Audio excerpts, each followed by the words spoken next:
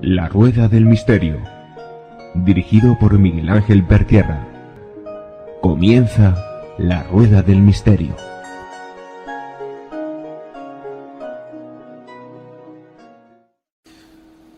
Hola amigos de La Rueda del Misterio. Para mí es un gran placer de nuevo tener a Carlos Alberto Yurchuk, director del programa Demonios, ese canal tan fantástico que tenéis en YouTube, y de nuevo para hablar del tema OVNI. Sabéis que a mí personalmente el tema OVNI es un tema que me atrae mucho, me impresiona, que la verdad me intriga mucho, y Carlos Alberto es uno de esos grandes investigadores, esos grandes precursores de la investigación, y que bueno, Carlos Alberto, muchísimas gracias por estar aquí. Cuéntanos, Demonios, ese canal fantástico de YouTube donde los oyentes de La Rueda del Misterio tienen que estar indispensablemente suscritos. ¿Qué tal, Miguel Ángel? Muy buenas tardes, noche, día, dependiendo a cuándo escuchen este audio los amigos. Nuevamente, gracias por estar una vez más acá, que me hayas invitado una vez más a La Rueda. La verdad que me encanta, es un placer poder sentarme a platicar contigo. Y Demonios, ¿qué es Demonios? Demonios es un canal de misterios en general. Si bien comencé con el tema OVNI, pero bueno, van a encontrar videos de todo un poco, del misterio en general, pero particularmente de lunes a viernes a las 7 de la tarde, hora de Argentina, 23 hora de España. Hacemos directos. ¿Qué significa esto? Son emisiones en vivo donde la gente puede interactuar por el chat con invitados de diferentes partes del mundo. Así que desde ya gracias por permitirme pasar esta invitación a que visiten y se suscriban al canal Demonios, youtube.com/demonios, youtube.com/demonios. Un canal, bueno, interesantísimo. Yo lo recomiendo. También Carlos Alberto ha tenido la deferencia de invitarme varias veces y también he disfrutado de estar en su canal. Carlos Alberto, tema OVNI de nuevo, y esta vez pues un tema de los llamados ovnis triangulares. Ovnis triangulares que recordamos, por ejemplo, esa oleada que hubo también en la zona de Bélgica, pero no sé si estos ovnis triangulares que tú nos traes hoy tiene algo que ver con esa oleada. Una forma muy típica, muy atípica también, las dos cosas podemos decir, y que también entra mucho la controversia de esos aviones cazabombarderos B-117 y bueno, las nuevas tecnologías. Esa forma triangular es una forma que hoy va a traer y que son como digo, una forma muy típica y atípica a la vez. Sí, dentro de lo complejo que es el fenómeno OVNI, uno puede abordar diferentes facetas del mismo, diferentes partes del mismo. Una de estas facetas son los conocidos ovnis triangulares, que generan mucha controversia dentro inclusive del ambiente OVNI. ¿Por qué? Porque cuando uno piensa en ovnis triangulares, lo primero que se le viene a la mente es decir, deben ser prototipos militares, porque dentro de todo es la forma triangular, un avión triangular, no es tan descabellado, qué sé yo. Entonces, lógicamente, lo primero que uno va a pensar en prototipos militares, principalmente norteamericanos. El tema es que cuando uno empieza a analizar más en detalle los casos, inclusive la famosa oleada belga, se da cuenta que hay ciertos elementos, ciertas características que difícilmente puedan encajar con la hipótesis de naves terrestres, de naves prototipos americanos o del país que sea. Entonces, ahí es cuando uno descubre que no, acá tiene que haber algo más, que la explicación de prototipo militar no alcanza para explicar toda la complejidad de los ovnis triangulares. Y hoy, solamente a modo de ejemplo, o sea, no podríamos estar horas hablando, traje algunos casos de Argentina, de ovnis triangulares, donde vamos a ver características que, como yo te comentaba por privado, son molestas. por eso yo en privado te decía, vamos a hablar de los molestos ovnis triangulares, porque son características que no tienen lógica, no entiendo, digamos, cómo pueden pasar estas cosas. Entonces, bueno, la idea es, a través de algunos casos concretos, charlar un poco sobre este tema. Este tema que además nos ha traído unos audios para que escuchemos a sus protagonistas de forma directa. Esos protagonistas que, bueno, vamos a escuchar y que vamos a tener ahí. El primer caso, porque no nos cuenta, pues bueno, aunque ahora escucharemos su voz, nos pone un poquito en situación. El primer caso es el ocurrido en una localidad acá en Argentina, en la provincia de Buenos Aires, una localidad llamada Mechita, una localidad muy pequeña, que está perdida ahí por medio de la provincia. De hecho, más de un argentino tal vez no conozca esa localidad, o sea, tiene que buscarla en el mapa para saber dónde queda. El protagonista se llama Diego Sarkis y es un caso reciente, ocurrido en enero de este año. Más precisamente el 24 de enero de este 2020. Y bueno, él tuvo varios avistamientos. El primero y principal es, bueno, el avistamiento de un ovni triangular, que ahora lo vamos a escuchar al testigo que nos va a relatar los detalles.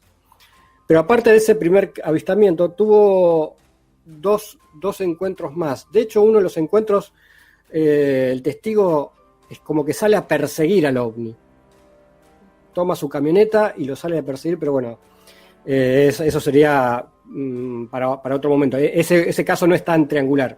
El primero sí, el primero que vamos a escuchar es un caso, un ovni triangular, que ya después de escuchar el audio vamos a comentar algunos detalles, pero me aconsejo que presten mucha atención a lo que está relatando el testigo, y traten, mientras lo van escuchando, que es la verdad que el testigo es muy claro para explicar, traten de ir imaginándose la situación. Este audio que vamos a escuchar es parte de una entrevista que yo le hice al testigo para el programa de radio que yo tengo acá en Argentina, porque aparte del canal de YouTube tengo un programa de radio, y unas semanas después de ocurrido el hecho, lo llamé para mi programa de radio y ahí le realicé esta entrevista vía telefónica. En lo personal también tuve mucha comunicación previa a esta entrevista, digamos, en donde hablamos mucho de los incidentes, pero bueno, hoy preferí traer directamente el audio de la entrevista, el audio que ya es público, digamos. Pasemos a escuchar el audio porque la verdad es que es muy interesante. Sí. Vamos a empezar desde el origen de todos estos hechos. Contanos qué pasó aquel viernes de enero, aquella noche, dónde estabas y cómo fue todo. Bueno, pasó el viernes, como bien lo mencionaste, viernes 24 de enero, 22:30 aproximadamente. Yo me encontraba en la casa de un amigo que me había invitado a comer unas pizzas caseras. Y lo que tiene Mechita, que es en verano muy caluroso de día y fresco de noche. Ese día no, fue un día típico, hizo mucho calor de noche. Más lo que mi amigo estaba amasando las pizzas y el horno prendido, estaba insoportable el ambiente adentro. Y en un momento le digo, Ricky, le digo, necesito sacarme la remera. Me dice, sí, ponete cómodo. Y lejos de estar cómodo, en un momento decido salir afuera y me voy al patio. Y él tenía estacionado el auto en este patio. Entonces lo que yo hago es apoyarme en el auto y estirarme hacia atrás. Cuando yo estiro para atrás, quedo con la vista levantada hacia arriba. Lo cual, en el terreno lindero a él hay árboles muy grandes, y hay un claro entre todos esos árboles, y en ese claro visualizo un triángulo negro. Y me quedo mirando unos segundos a ver si estaba seguro de lo que estaba viendo, y sí, era un triángulo negro que resaltaba el negro ese de la oscuridad. Ese triángulo tenía 3 luces en cada vértice de su punta, en forma de aro, color rojo muy tenue, no una luz de lleno, y estaba en posición vertical, estático, parado quieto, girando muy lentamente, sentido contrario a la aguja del reloj. Un triángulo negro, Carlos Alberto. La verdad es que inquietante, ¿no? Ahora te comento algunos detalles. Primero, él habla de que los vértices del triángulo tenía tres luces en forma de aro de color rojo muy tenue. Esta característica de las luces rojas en los vértices del triángulo es muy, muy, muy común. De hecho, después vamos a escuchar otro caso donde se repite este detalle de las luces rojas en los extremos del triángulo, que se le puede sumar, no en este caso, pero sí en otros casos, se le puede sumar una cuarta luz en el centro del triángulo. Esta configuración de luces, reitero, se repite muchas veces. Ese es el primer detalle a tener en cuenta. El detalle más importante de este caso, y por eso digo que es muy molesto, son molestos estos triángulos, es que, primero, que la posición que tenía el objeto era vertical. Yo creo que le comentaba en algún momento en la entrevista, cuando uno se imagina la situación, dice un triángulo volador, se imagina un triángulo volando en posición horizontal, como si fuese un avión. Pero esto estaba parado, esto estaba vertical. Estaba quieto, vertical, quieto. Pero hay más. Ese triángulo estaba girando en sentido contrario a las agujas del reloj. Imagínate la situación, imagínense los oyentes de la situación. Un triángulo oscuro, bueno, con las tres luces, vertical, quieto, pero a su vez girando en sentido contrario a las agujas del reloj. Entonces uno piensa, ¿pero esto qué tiene que ver con un prototipo militar, de un avión militar? No tiene nada que ver. O sea, es algo totalmente distinto. Entonces la escena, la situación es muy, muy chocante, muy molesta, muy irritante si querés, ¿no? Porque no puede ser, digamos, es algo absurdo, hasta absurdo te diría. ¿Qué hace un objeto así? Eso es lo primero y lo más, quizás lo más interesante de este caso, digamos, ¿no? Más allá que no emitía ruido y demás, este es el primer detalle que quería destacar. Aparte de eso, Carlos Alberto, en medio de una zona perdida, como tú bien dices, una zona remota, Argentina, cuando, vuelvo a decir, un prototipo de una de las grandes potencias, tiene lugares, tanto los grandes países para hacer sus pruebas. ¿Qué pintaría un prototipo militar haciendo pruebas en medio de la pampa argentina, ¿no? Y eso no es nada.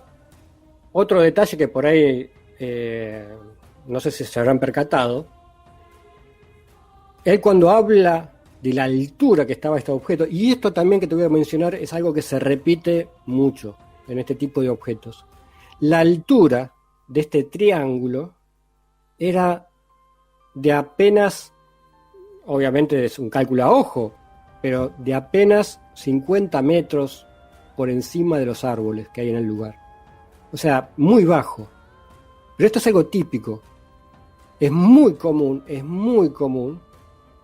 ver objetos triangulares a muy baja altura, quietos como en este caso o desplazándose muy lentamente.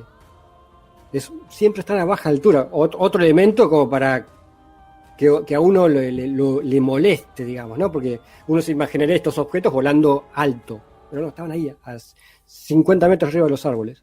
Y hablamos también, otro detalle que se repite mucho, de objetos de grandes dimensiones, de unos 40 metros lado. Cuando hablamos de grandes dimensiones con respecto al fenómeno ovni en general, ¿no? Porque generalmente los platos voladores o los discos, estamos hablando de 6 metros, 10 metros, pero acá estamos hablando de objetos de 40 metros de lado. Está bien, para lo que es la aeronáutica terrestre no sería muy, muy grande o sería una medida hasta normal, pero para lo que es el fenómeno ovni estamos hablando de objetos muy, muy grandes. Entonces, sí, porque Carlos Alberto, perdona, eso descartaría que fuese un dron pues con una forma triangular que bueno, alguien estuviese utilizando allí. Esa ultradimensión de tamaño descarta la utilización de drones de 40 metros de tamaño, ¿no? Muy buena observación, muy buena observación. Exacto. O sea, descarta muchas explicaciones convencionales que uno podría sugerir más con la tecnología humana de hoy en día. Entonces, para resumir, tenemos objetos triangulares de grandes dimensiones, a muy baja altura, en posiciones verticales, en este caso, posición totalmente atípica, quietos. En este caso se giraba sobre su eje, digamos, sobre su centro, en sentido contrario a las agujas del reloj. Y después, cuando se desplaza, porque en algún momento este objeto que estaba ahí quieto, se empieza a desplazar y se empieza a ir. El desplazamiento también lo hace en forma muy lenta. Y esto también es muy típico, o sea, casos de ovnis triangulares donde el objeto se desplaza muy, muy lentamente. Como verás, este caso es muy distinto, si uno lo compara, con aquellos casos de la famosa oleada belga, que aquellos objetos se destacaban por su velocidad increíble, digamos, ¿no? En este caso no, estos son objetos que están a baja altura, que se desplazan lentamente. Y bueno, también una ausencia de ruido, ¿no? También no, ningún tipo de sonido, en este caso puntual de Mechita, ningún tipo de sonido, ningún tipo de olor, reitero, no se escuchó ningún ruido. Sí, porque si fuese un caza, una de las cosas que hace a baja altura es un ruido y, como tú bien dices, y importante, lo has puesto, un olor de ese combustible quemado, ¿no?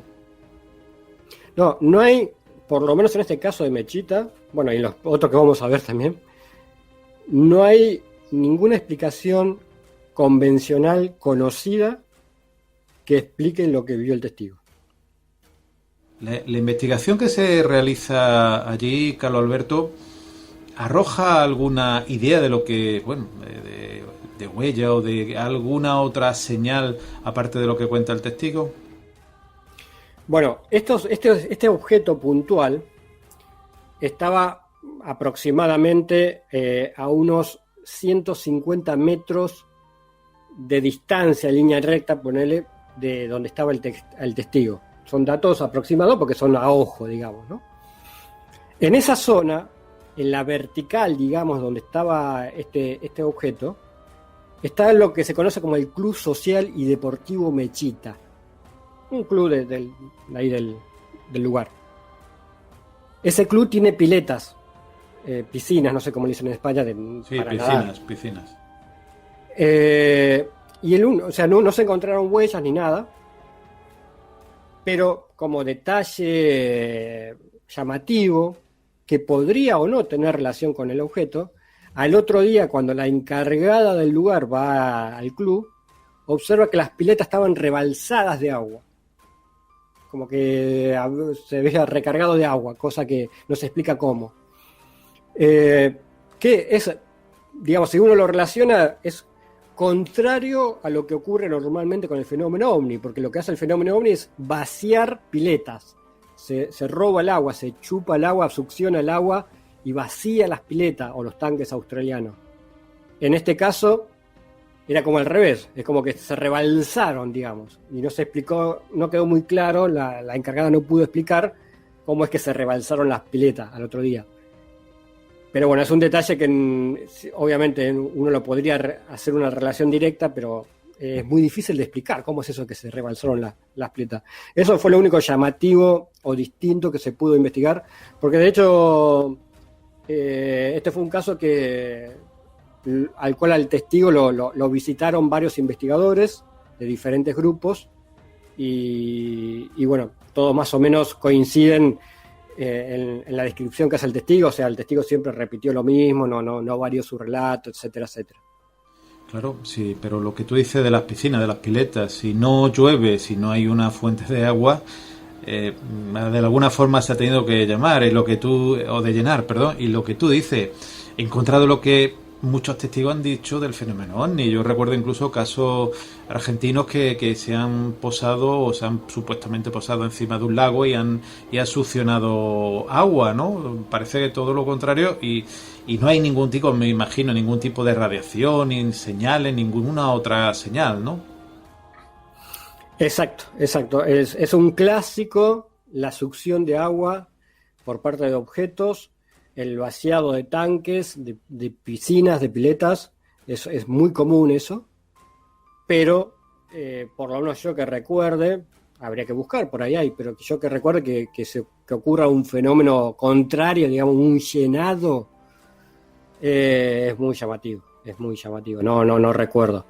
Por eso cuesta relacionar una cosa con la otra, digamos, pero la verdad es que justo al otro día, cuando va la encargada de que se vio este objeto, se encuentra con esa situación, así que es inevitable tener que relacionarlo.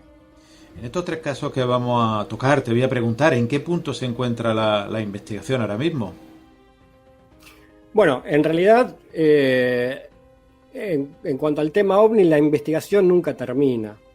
¿Por qué? Porque, por lo menos en mi casa, a mí lo que me gusta mucho hacer es reentrevistas, reinvestigaciones. ¿Qué te digo con esto? Que de acá a un año, seguramente, bueno, tengo pendiente ir a Mechita, pero seguramente lo vamos a hacer en cualquier momento con gente que ya tenemos todo arreglado para ir. Lo que pasa es que justo en medio de todo esto nos agarró la pandemia, ¿no? La cuarentena y toda esa historia. Pero bueno, la idea es en algún momento ir al lugar, volver a hablar con el testigo y volver a que nos cuente la historia, volver al lugar de los hechos, ir a hablar con la gente del lugar. O sea, nunca un caso se puede dar por cerrado cuando no se encontró una explicación convencional. Está bien, para nosotros es un caso ovni, pero igual siempre hay que seguir buscando, siempre puede haber cosas que uno descubre nuevamente. Quizás algún nuevo testigo que haya visto el objeto y que hasta ahora no apareció y por ahí dentro de unos meses se anima a hablar. Bueno, eso ocurre con este caso particular de Mechita porque como ocurrió en enero, todavía está totalmente abierto para seguir regresar al lugar y seguir recabando testimonio. Los otros casos son ya más difíciles que vamos a contar. ¿Por qué? Porque primero porque tienen más años. Y segundo, que son historias que es muy difícil obtener más datos, digamos, ¿no? Pero nunca se cierra un caso, porque siempre puede haber algún nuevo testigo, algún nuevo dato que surja, digamos, ¿no? O alguna nueva historia que se la puede relacionar con alguno de estos casos. ¿A qué voy con esto? El día de mañana puede aparecer un nuevo testimonio de una persona que en una ciudad cercana vio algo similar.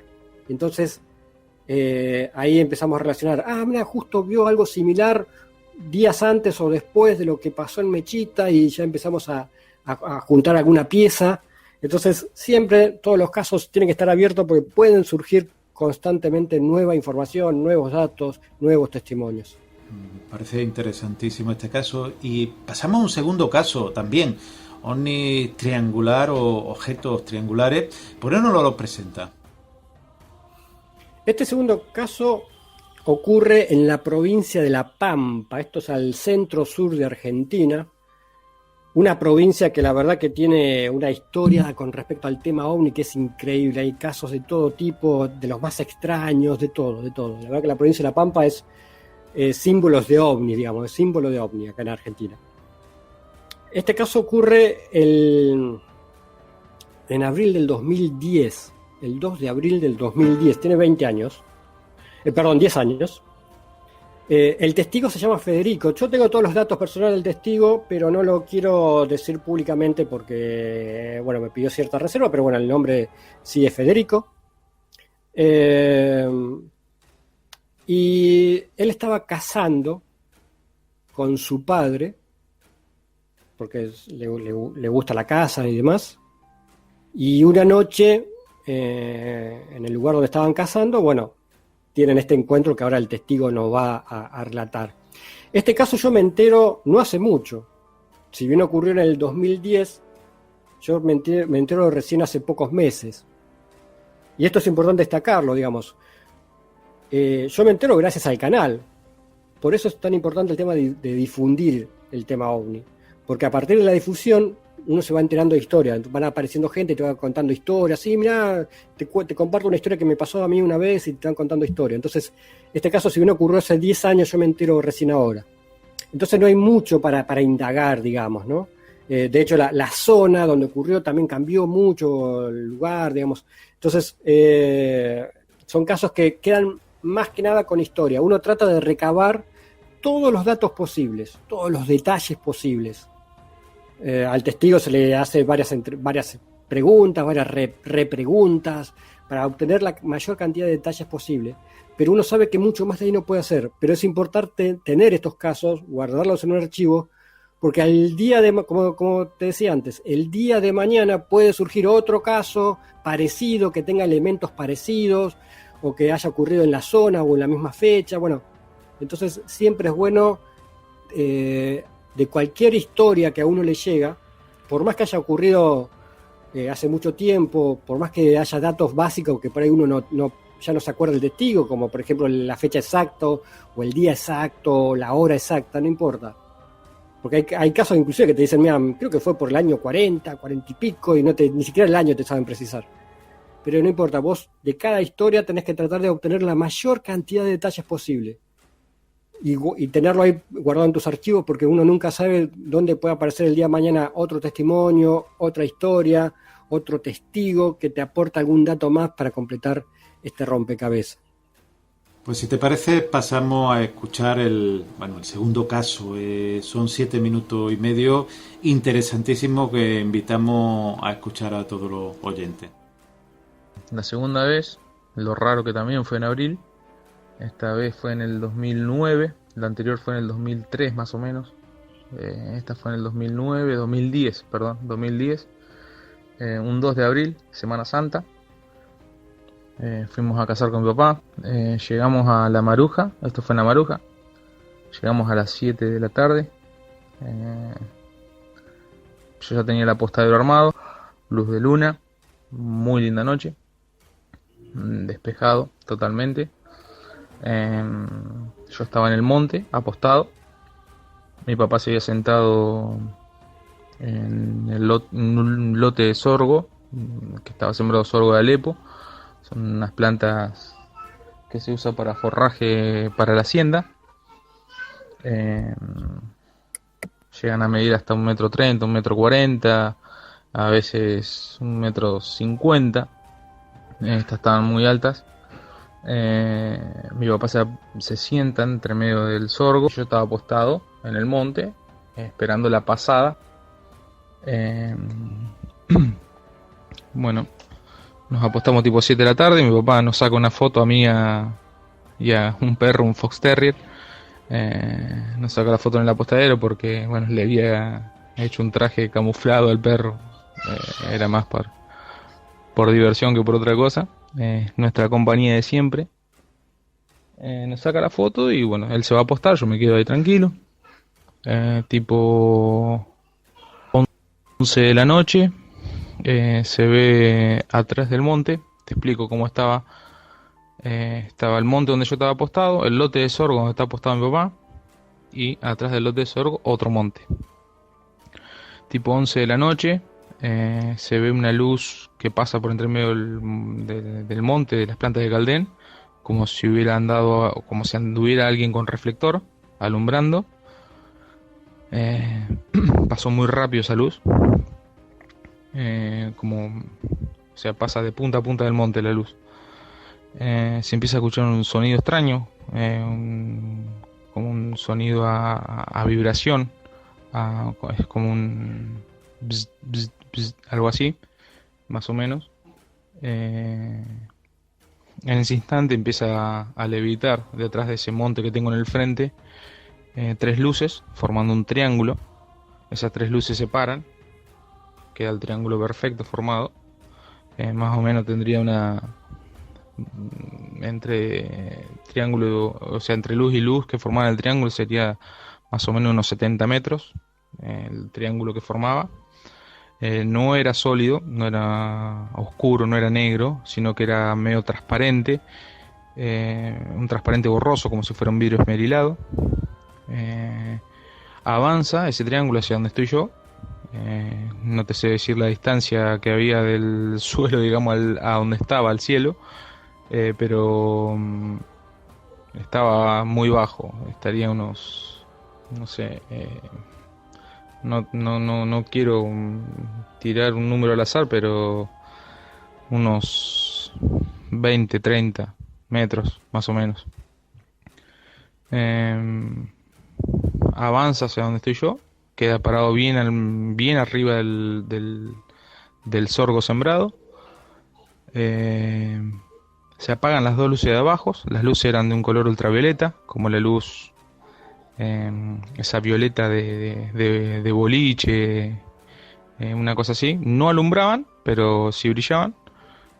Eh, lo- Como te dije en la historia anterior, no me pareció raro. Incluso dije, bueno, lo único que me faltaba ver, me quedé mirándola. Nunca me asusté. Bueno, se apagan las dos luces de abajo. La de arriba se agranda un poquito. Se pasa de color violeta a blanco. No, nunca alumbraban, sino a color blanco. Esa luz sigue avanzando, se pone bien arriba mío, ya a una distancia mucho mayor. Empiezo a sentir ruidos atrás, a rama quebrada, que no sé, no me arriesgo a decirte qué era.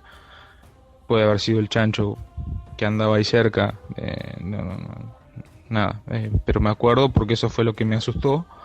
Y en ese momento, bueno, me bajo del apostadero, agarro el perro y me voy hasta donde estaba mi papá. Llego donde estaba mi papá y bueno, le cuento lo que pasó. Y él escuchó el ruido, vio la luz como si fuera el reflector cuando pasó de lado a lado en el monte. Lo que no vio, estas tres luces formando el triángulo. Bueno, de ahí nos fuimos a dormir. Al otro día mi papá me dice, vamos a ver de dónde salió levitando esta nave o estas tres luces.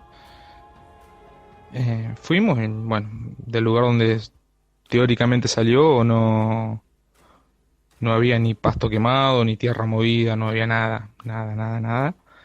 Eh, y bueno, nunca más supimos que podría haber sido, lo que sí fue rarísimo. Espero no olvidarme un detalle.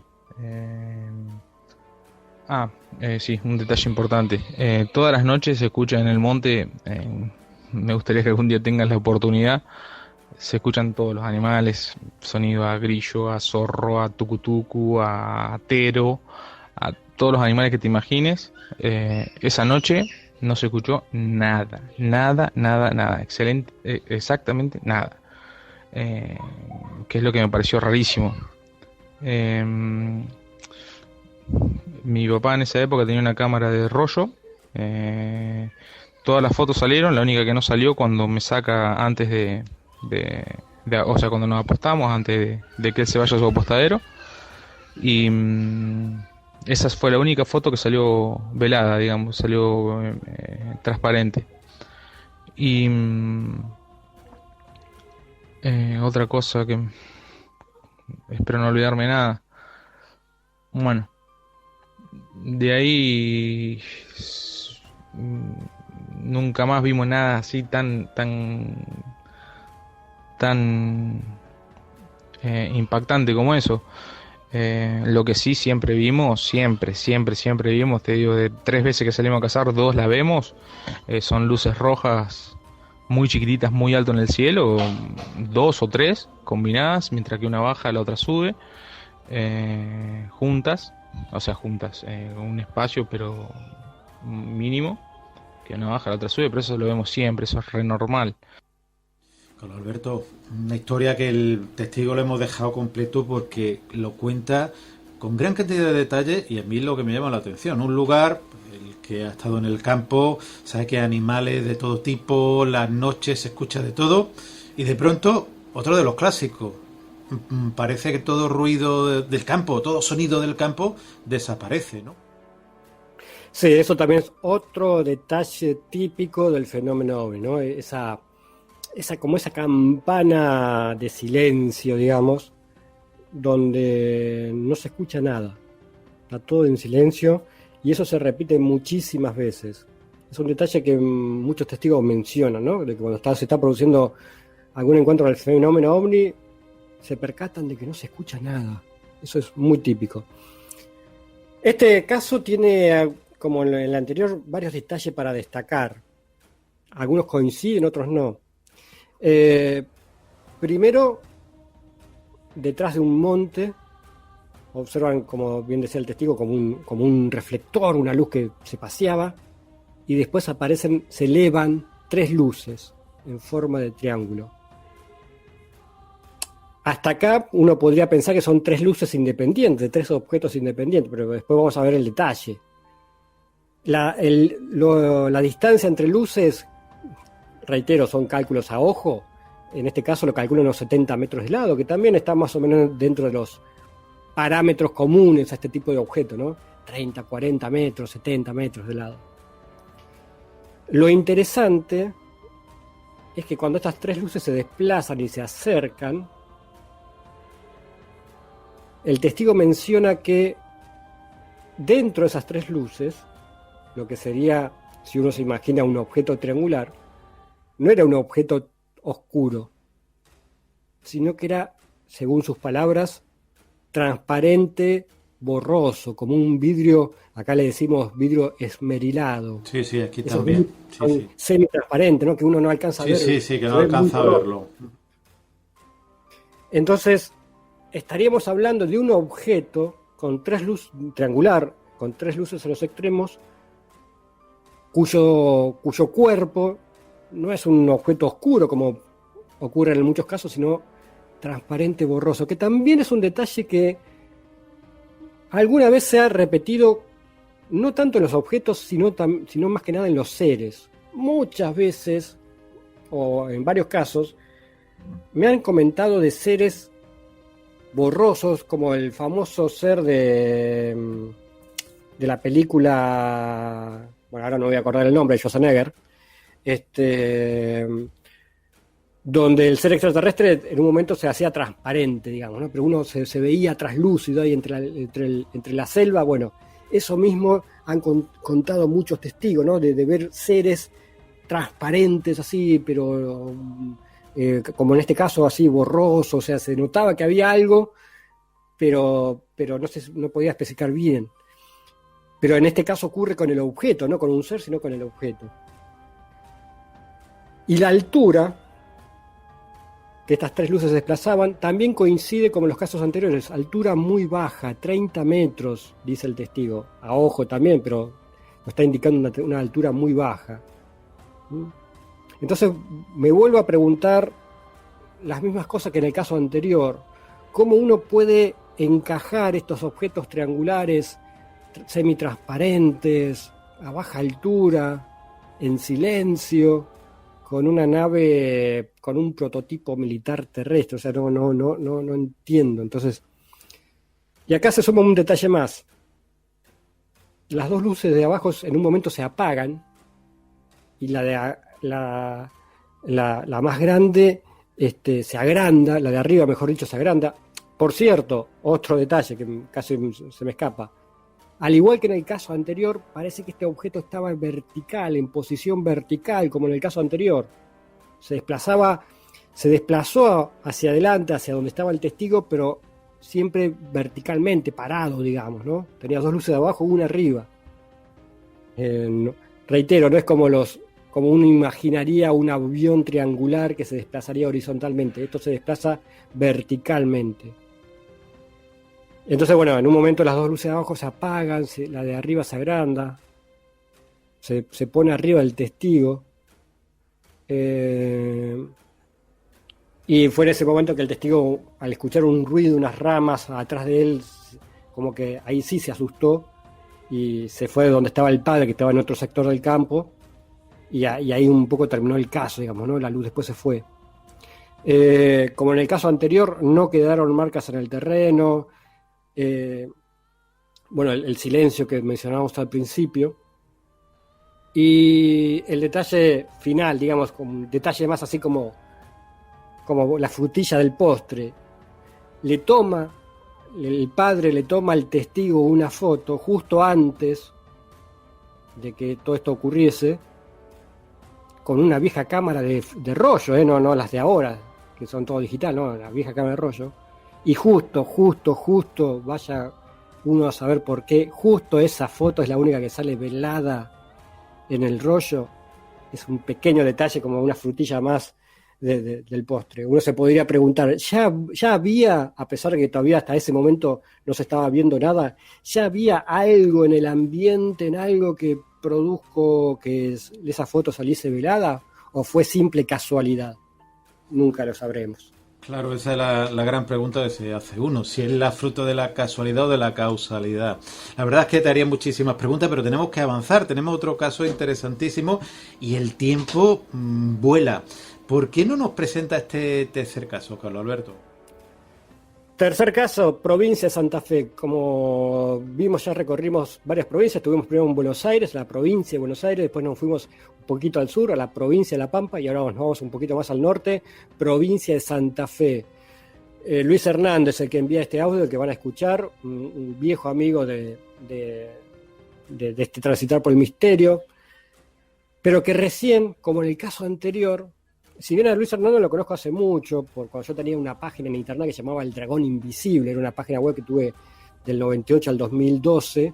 En aquel entonces, en algún momento, Luis Hernández me escribió, tuvimos algún intercambio de correo, pero recién, después perdimos contacto, y ahora como te comentaba antes, con el tema del canal, mucha gente se contactó conmigo, y mucha gente que de antes se volvió a contactar conmigo, entre ellos Luis Hernández, y bueno, y en un momento me cuenta esta historia, que nunca me la había contado. Año 92, año importante el 92. ¿Por qué? Porque cerca, o relativamente cerca, donde va a ocurrir esto que vamos a ver, que ocurre en una ruta que une la ciudad de Santa Fe con la ciudad de San Javier, la ruta 1, la ruta provincial 1 de Santa Fe. Ese lugar queda relativamente cerca, no es que queda cerca, pero queda en trayectoria. O sea, el objeto va a describir una trayectoria que, si uno sigue esa línea recta que estaba haciendo el objeto, termina en Victoria, en la famosa ciudad de Victoria, Entre Ríos, un lugar con mucha casuística ovni, y particularmente en ese año 92, que hubo mucha actividad ovni. Fue como la explosión mediática o la explosión del tema ovni en Victoria, aquel año 92. Y bueno, este objeto que ahora vamos a escuchar, que nos va a relatar el testigo Luis Hernández, iba hacia ese lugar, digamos, ¿no? Casualidad, coincidencia, quién sabe. Pues pasemos, si te parece, a escucharlo, de la voz del testigo, por supuesto. Arrancamos con lo que yo vi y tres compañeros más, que después te voy a explicar bien cómo fue que estábamos los tres ahí. Esto pasó por la ruta 1, que une Santa Fe con San Javier, ¿viste? 160 kilómetros al norte. En esa época yo trabajaba en una confitería y nosotros siempre veníamos, porque el dueño de la confitería tenía que hacer trámites acá en Santa Fe.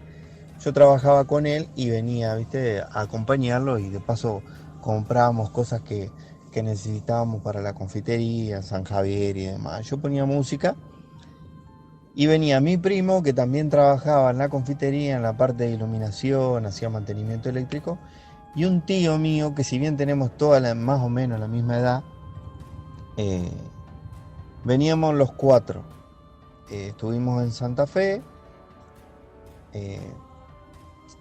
A la tarde, ya volviendo para San Javier, para nuestras casas, arrancamos por la ruta 1, tipo 8 de la noche, porque fue entre mayo y agosto, hacía mucho frío de noche, ¿viste? Por eso, lo que sí estoy seguro que fue 1992, porque en esa época había comenzado la gran oleada en Victoria, y fue muy resonante todo lo que pasó en Victoria, y me acuerdo patente porque ese año fue de mucho movimiento, y de los que por ahí nos interesaba un poco más el tema, era mirar al cielo más recurridamente. Nosotros volvíamos los 4 en el auto. Tenía un 405, me acuerdo, un Peugeot 405. El dueño de la confitería, estábamos volviendo, yo iba de acompañante, mi primo atrás mío y mi tío atrás del conductor. Los 4, la noche oscura, viajando por la ruta pavimentada hacia el norte. Pasando los puentes, hay un sector de puentes que más o menos está antes de llegar a Santa Rosa, en una localidad que se llama Santa Rosa, que está pasando un sector de puente a unos 40 kilómetros de Santa Fe. Vemos una luz arriba, o sea, no sé decirte, por eso me llama la atención, no sé decirte la altura, pero no era muy alto. No hay un sector que hay casas a los costados de la ruta, y nos llamaba la atención porque esa luz venía a la altura de las antenas de las casas, ¿viste? Era una luz grande, muy grande, que iluminaba mucho el campo, iluminaba la ruta, era muy grande. Pero no nos encandilaba y la teníamos de frente. Entonces, o sea, la veníamos viendo todo, porque aparte eran tipo las 8:30, 9 de la noche. Y la veíamos viendo todo, cómo esa luz venía por arriba de los campos hacia nosotros, ¿viste? De frente. Pero no es que venía hacia nosotros, venía de casualidad en dirección nuestra. Nosotros íbamos en dirección contraria a la luz, o sea que inevitablemente en algún momento íbamos a pasar por abajo, y eso fue lo que pasó. Mi primo, como la veníamos viendo que esa luz venía y hacía bastantes kilómetros que venía, y a todo la veíamos viendo, pero nadie decía nada, nadie quería decir qué es lo que, de qué se trataba, ¿viste? Entonces mi primo, no me olvido nunca más la frase de mi primo, que fue: loco, ¿qué es eso que viene ahí? Y te juro, no me olvido nunca más, porque hasta hace poco nos encontramos y se lo recalqué. ¿Por qué? Porque él enseguida, seguido a esto, él dijo: no puede ser un helicóptero, no puede ser un avión, y una antena de una casa no es, porque viene en movimiento, ¿viste? O sea, toda la veíamos, pero era una luz blanca, que iluminaba mucho. Hasta te diría que parecía, porque lo he visto, el faro del tren, los faros que tiene el tren adelante, ¿viste? Parecía eso, de cómo nos alumbraba. A medida que marchábamos, se nos fue poniendo arriba nuestro, en una dirección que te diría noroeste, sureste. O sea, para nosotros, como la ruta está de sur a norte, para nosotros es en dirección hacia el lado de Entre Ríos, ¿viste? Mirando hacia el norte sería como una dirección para el lado, casualidad, para el lado de Victoria. La dirección que esta cosa llevaba. Carlos Alberto, ¿recuerda uno de esos casos de los años 60, 70, 80 del siglo XX, donde ocurrían persecuciones realmente con objetos desconocidos, ¿no? Típico encuentro en la ruta, de noche, esos encuentros que para mí son fantásticos, ¿no? Bueno, hay que vivirlo, uno lo puede decir acá fácilmente sentado dentro de su casa, pero hay que estar a la noche en la ruta, en una ruta solitaria, y que se te aparezcan estas cosas, digamos, ¿no? Hay que vivirlo, no cualquiera lo puede soportarlo. Pero son esos encuentros fantásticos, ¿no?, que ocurren de noche, que hasta ahora en esta primera parte del relato solamente estamos hablando de una luz que aparentemente venía muy bajo, también siempre el detalle de la baja altura, iluminando el terreno a su paso, pero por el momento era solo una luz, y que llamativamente o casualmente iba justo en dirección a si uno seguiría por esa línea imaginaria, iría a parar a Victoria, ahí a la provincia de Entre Ríos, en aquel año 92, que estaba tan en boga. Pero reitero, hasta ahora era una luz muy llamativa, muy rara, pero una luz al fin. Y que tarde o temprano, como decía el testigo, se iban a encontrar, porque ellos, digamos, a grosso modo, no es exacto, pero a grosso modo la luz venía para el sur, ellos iban para el norte, así que tarde o temprano se iban a chocar, digamos, se iban a cruzar. Más concretamente la luz iba, como bien dice el testigo, desde el noroeste al sureste, y ellos iban de sur a norte. Entonces tarde o temprano se iban a cruzar. Y eso fue lo que pasó. Se iban a cruzar, y que, bueno, a mí lo que me ha llamado la atención que él dice no es esto, no incluso la luz de un tren, que lo he visto, y bueno, y sigue la historia. Si te parece, escuchamos la segunda parte de la historia, ¿eh? Me parece muy bien. Una vez que este aparato, que nosotros hasta ese momento no sabíamos de qué era, ¿viste? Cuando lo tenemos arriba nuestro, nos damos cuenta que es perfecto un triángulo, ¿viste? Es un triángulo, y la punta vendría a ser una de las puntas, apuntaba para el lado este que yo te decía, desde donde estábamos nosotros hacia ese lado queda Paraná, queda Entre Ríos, y bueno, yo lo primero que hice fue hacer un punto de referencia con Victoria, porque queda para ese lado, ¿viste? Y porque veníamos con todo el bombardeo de los últimos acontecimientos de Victoria. Este aparato, cuando se nos pone arriba, que no te sé decir a qué distancia, para mí era alto, muy alto, pero no sé qué distancia, porque se veía bien en la noche. El triángulo era enorme. No nos hizo sombra, nada, porque había estrellas, ¿viste? Pero lo que sí vimos es que en cada una de los 3 puntas que tenía una luz. En el centro, una luz azul, el azul como de gas, ¿viste? Cuando se quema el gas, ese azul así. Y en cada una de las puntas era anaranjado, así, tirando a anaranjado, a rojo, así.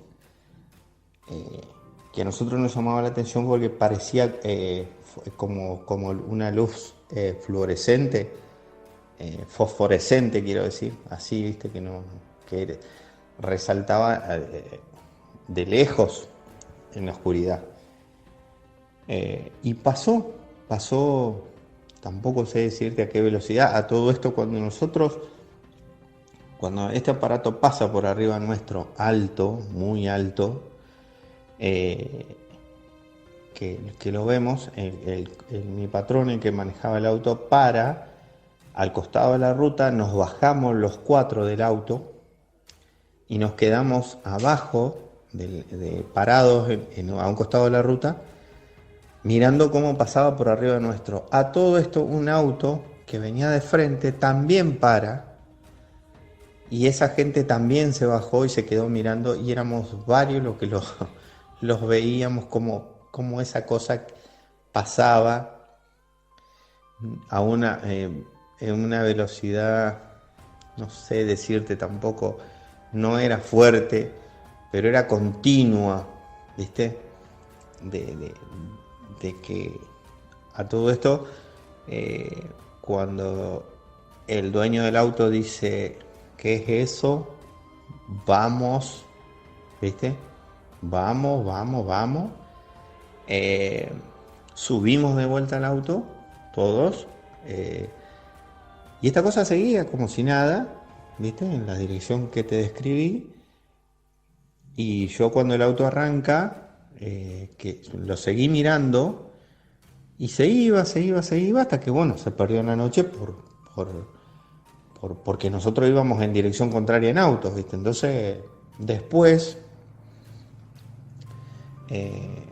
más o menos habremos hecho, nosotros de ahí de donde estábamos prácticamente teníamos 1 hora hasta llegar a donde nosotros vivíamos, y no se habló muy poco de lo que pasó. de qué era, porque hasta no sé decirte qué era, no te digo que era un avión, no te digo que era un helicóptero, no te digo que era una nave extraterrestre, no te digo, no sé, hasta el día de hoy no sabemos lo que es porque nunca tuvimos otra visión igual, ni siquiera después de tanto tiempo vi algo semejante. Sí lo puedo comparar con un montón de, bueno, avistamientos, triángulos, cosas a las que por ahí los que nos interesa el tema estamos un poco más empapados, ¿viste? Carlos Alberto, a piñón fijo esa nave. Tenía un rumbo, seguía su rumbo. Ellos parece que se habían cruzado en el intermedio de ese rumbo, pero la nave, el objeto, el ovni, lo que fuese, seguía a su menester, a sus necesidades, ¿no? Bueno, hay muchos detalles también para mencionar así rápido. Primero, como vimos, como escuchamos, esta luz resultó ser un triángulo. Este triángulo sí iba horizontal. Por fin un triángulo que iba horizontal, que no estaba vertical como en los casos anteriores. Ya tiene más lógica, digamos, para la lógica humana dice, bueno, por lo menos va horizontal, como debería ir un triángulo cuando vuela, uno supone. Y primer detalle, las tres luces en los vértices, como en el caso de Mechita, como en el caso de La Pampa, tres luces en los vértices. En este caso se repite las tres luces anaranjadas rojas en la punta, como en el caso de Mechita, que escuchamos al principio. Y acá se agrega la famosa luz central, una luz azul en el centro de ese triángulo, ¿sí? Como cuando se quema gas, dice el testigo. Este objeto, que ya no le puede calcular altura, pero el testigo dice era enorme, un objeto triangular enorme, que él dice no iba fuerte, no iba rápido. De nuevo, otro elemento que se repite, la velocidad lenta, pero continua, no es que aceleró en algún momento o se frenó, siempre la velocidad continua. Y si uno suma todo esto, cuando ve todo el caso en completo, digamos, desde aquella luz que empezaron a ver a lo lejos, hasta el triángulo que pasó por arriba de ellos y se perdió y siguió, uno piensa, es increíble con qué impunidad, y por eso también es muy molesto el tema de los triángulos voladores, es increíble ver con qué impunidad estos objetos se desplazan, o sea, van bajo, van despacio, no tienen apuro, no tienen problema en ocultarse, van como si nada, como si no les importase nada, como que fuesen impunes. Y así lentamente pasaron sobre ellos, hasta otro auto que venía de frente, como bien dice el testigo, se frenó también como ellos, se pararon para bajarse, para ver lo que estaban viendo, para ver ese objeto. Hasta otro auto parado y todos, varios testigos lo vieron cómo se desplazaba como si nada el triángulo, o sea, impune, eso molesta, la impunidad de este fenómeno ovni.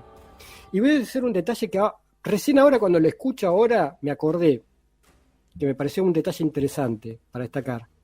Ellos cuentan que después que pasó el objeto, se subieron al auto y se fueron, siguieron su camino, obviamente, que era camino contrario al objeto, o sea, recordemos que el objeto iba de suroeste a de noroeste a sureste, iba, digamos, de norte a sur, para resumirlo, y ellos iban de sur a norte, entonces eran caminos opuestos, o sea que pasó el objeto, se subieron al auto y siguieron. Pero fíjate el detalle, ellos cuando se van, dicen que después no hablaron durante el resto del viaje del hecho. Y tampoco después. ¿Sabes a qué caso famoso me hizo acordar esto de no hablar? No. Con el famoso caso Bariloche, que es un detalle que nunca se menciona mucho. El avión de Bariloche, aquel famoso caso de Polanco de Bariloche, el 31 de julio del 95, que el objeto revolotea alrededor del avión, y bueno, ese famoso caso Bariloche, el caso Polanco, que lo habrán escuchado 1000 veces, esa tripulación iba de Buenos Aires a Bariloche. Ocurre todo el caso, y cuando regresan de Bariloche a Buenos Aires, al rato, digamos, el vuelo de regreso, dice Polanco, fuimos en silencio en ese vuelo de regreso, nadie hablaba nada, solo lo necesario para cualquier vuelo, digamos, las comunicaciones básicas necesarias para cualquier vuelo. pero después seguían en silencio. Fue todo un viaje muy raro el de vuelta, como que todos estaban en silencio, ensimismados en sus pensamientos por lo que habían visto. Y eso mismo se repite en este caso, ¿no? Los 4 se suben al auto y se van todos en silencio, como cada uno con sus pensamientos por lo que habían visto. Un pequeño detalle más como para cerrar este caso que es muy, muy interesante. Desde luego para quedarse impactado con la visión de este objeto, lo que sea. Carlos Alberto, hemos escuchado 3 casos, testigos diferentes, distintas épocas, objetos que tienen en común, como tú bien has traído, esa triangulación, esa forma de triángulo. Pero ¿qué hipótesis podría plantearnos la existencia de estos objetos? ¿Hay alguna hipótesis de trabajo? Mira, para mí en lo personal, y no me pidas prueba, es solamente ni siquiera una hipótesis, es un pensamiento mío. Yo estoy convencido que estos objetos triangulados están estrechamente relacionados con el llamado fenómeno ovni. O sea, son parte del fenómeno ovni. Es otra forma de manifestarse del fenómeno ovni. Está claro que no es, por lo que sabemos hasta ahora, no hay elementos para decir que son objetos terrestres o conocidos, ni no conocidos tampoco. O sea, es muy difícil de explicar estos casos con tecnología terrestre. Entonces, por sus características y demás, por sus elementos, creo que los objetos triangulares están estrechamente relacionados con el fenómeno ovni, que pueden tener diferentes tipos de manifestación, porque como dijimos en algún momento, estos casos que presentamos hoy son muy distintos a los famosos casos de la oleada belga, que es como el caso simbólico de los objetos triangulares, ¿no? La oleada belga de allá de la final de la década del 80 y 90 y principios de los 90. Estos son, es más, yo creo que tienen el mismo origen, pero son distintos, son diferentes. O sea, el fenómeno ovni se manifiesta de diferentes formas. Dentro de las formas que se manifiesta están los objetos triangulares, pero a su vez, dentro de los objetos triangulares también se manifiesta de diferentes formas. Es como que es tan variado cómo se manifiesta el fenómeno ovni que es muy difícil de encontrar una explicación lógica al porqué de tanta variación en las características. Son cada caso diferente, evidentemente, tienen en común esa forma y la verdad es que son casos interesantísimos que ha investigado en primera persona. Carlos Alberto, estamos llegando al final del programa y de nuevo quería que nos contase pues tu canal Demonio, canal de YouTube, y que nos presentase un poquito las posibles novedades que puedes tener. Demonios, canal de YouTube que pueden encontrar en youtube.com/demonios, youtube.com/demonios. Como decíamos al principio, más allá de que hay más de 500 videos, reitero, más de 500 videos en el canal, de todo tipo. Muchos son del tema ovni, porque originalmente yo vengo del tema ovni, pero van a encontrar videos de fenómenos paranormales, fantasmas, duendes, muchos temas. Ahora estamos abordando muchos temas de la Segunda Guerra Mundial, nazismo, de si Hitler estuvo en Argentina o no. Bueno, como verás es muy variado. Inclusive también hablamos de música. Alguna vez hicimos un directo hablando de Cerati, un gran músico argentino, analizando sus letras, o de Queen y su Rapsodia Bohemia y el análisis de las letras, buscando pequeños detalles. O sea, es muy, muy variado. Del misterio en general, mayormente tema ovni. Todos los de lunes a viernes, directos a las 23 horas, hora de España, GMT-3 tenemos en Argentina, ahora tenemos 4 horas de diferencia con España. Y para el futuro, yo tengo mucha actividad agendada para las próximas semanas. Lo mismo, muy, muy variados, fenómenos paranormales. De hecho, los jueves son fenómenos paranormales, un ciclo que hacemos con Pablo Bancrao, un investigador de acá de Argentina. Jueves son exclusivos de fenómenos paranormales y el resto de los días en los directos de todo, casos ovnis, fantasmas, duende, historia, muy, muy variado, y la idea es abrir un poco el abanico a muchos otros temas, digamos, ¿no? Para no limitarse solamente al misterio. Es más, también tocamos hace poco, y esto lo quiero destacar, la desaparición de un avión argentino, el TC-48, en el año 65 sobre el territorio de Costa Rica. No tiene nada que ver con el misterio, no tiene nada que ver. Algunos si bien en algún libro puede aparecer relacionado con el tema del Triángulo de las Bermudas, pero no tiene nada que ver con el misterio, es una falla mecánica del avión, se estrelló, pero el tema es que jamás se encontró los restos, los siguen buscando hasta el día de hoy, y estuvimos con la hija de uno de los pilotos, que nos relató toda esta búsqueda, que más la hija se metió en la selva a buscar el avión, todavía no encontraron nada. Pero bueno, esto para mostrarte la gran variedad que hay de temas en el canal, con invitados de diferentes países, donde obviamente vos estuviste, entre otras cosas, hablando, por ejemplo, de las experiencias cercanas a la muerte, o de los milagros médicos. Así que tienen más de 500 videos para disfrutar. Canal muy, muy, muy recomendable, youtube.com/demonio, de verdad que acercaros, verlo, suscribiros, aquellos que no estéis todavía suscritos, porque merece la pena. Y yo nada más que me queda despedirme de vosotros, también nuestras vías de contacto, nuestro correo, contacto@laruedadelmisterio.com, el canal de YouTube, youtube.com/laruedadelmisterio, y bueno, nuestro programa, iVoox, iTunes y bueno, muchísimas emisoras más que podéis escucharlo. Carlos Alberto, de verdad para mí es un gran placer haberte tenido aquí, como siempre. Enhorabuena por tu canal Demonio y por esa difusión que realizas, y de nuevo invitamos a todos los oyentes de La Rueda del Misterio que se acerquen a ese canal de YouTube, youtube.com/demonios, porque lo van a disfrutar profundamente aquellos que nos gusta el misterio. Un fuerte abrazo. Un fuerte abrazo, Miguel.